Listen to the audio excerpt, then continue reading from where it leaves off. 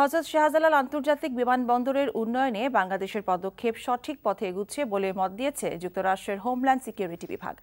এদিকে বিমানবন্দরের নিরাপত্তা বিষয়ে যুক্তরাজ্যের দেয়া ডেডলাইন শেষ হবার প্রেক্ষিতে বিমানমন্ত্রী জানিয়েছেন, যুক্তরাজ্যের ইতিবাচক সাড়া পাওয়া গেছে এবং শীঘ্রই সে দেশে কার্গো চলাচল শুরু হবে। চয়ন রহমানের রিপোর্ট। নিরাপত্তা ঝুঁকি দেখিয়ে মার্চের প্রথম সপ্তাহে যুক্তরাজ্য চিঠি দিয়ে বিমানে কার্গো যাতায়াতে নিষেধাজ্ঞা আরোপ করে। সমস্যা সমাধানে উদ্যোগ গ্রহণে এরপর বেঁধে দেওয়া হয় ৩১ মার্চের সময়সীমা। এর অংশ হিসেবে কার্গো বিভাগের নিরাপত্তায় দেয়া হয় যুক্তরাজ্যের একটি প্রতিষ্ঠানকে। পরিবর্তন আনা হয় বিমান মন্ত্রণালয়ের সচিব, সিভিল এভিয়েশন ও বিমানের চেয়ারম্যান পদে। এমন পরিস্থিতিতে বৃহস্পতিবার যুক্তরাষ্ট্রের হোমল্যান্ড সিকিউরিটি বিভাগ বিমানবন্দরের নিরাপত্তা নিয়ে কথা বলতে আসে বিমান মন্ত্রণালয়ে।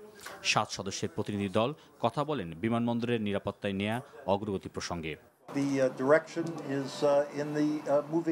বিমানবন্দরের নিরাপত্তার অগ্রগতিতে বাংলাদেশ সঠিক পথে এগুচ্ছে। যুক্তরাজ্যের উদ্বেগ বিবেচনায় সরকারের নেয়া পদক্ষেপ প্রশংসনীয়। বিমানবন্দরের উন্নয়নে সরকার চাইলে অন্যান্য দেশের পাশাপাশি যুক্তরাষ্ট্রও একসাথে কাজ করবে।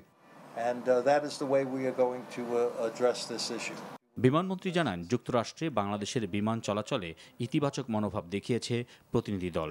সেই সাথে ৩১ মার্চ ডেডলাইন শেষ হওয়ার দিনটিতে যুক্তরাজ্যের প্রতিক্রিয়া সাংবাদিকদের জানান বিমানমন্ত্রী। সিকিউরিটি যে কনসার্ন থাকবে তাদেরকে অ্যাপয়েন্ট করার পরে ডেলিভার না করলে পরে 31 মার্চের পরে দে মাইট কনসিডার, এই একটা আশঙ্কা করে তারা বলেছে। আমার মনে হয় যে আমাদের ফিডব্যাক ভালো এসছে, এর মধ্যে ফিডব্যাক ভালো এসছে।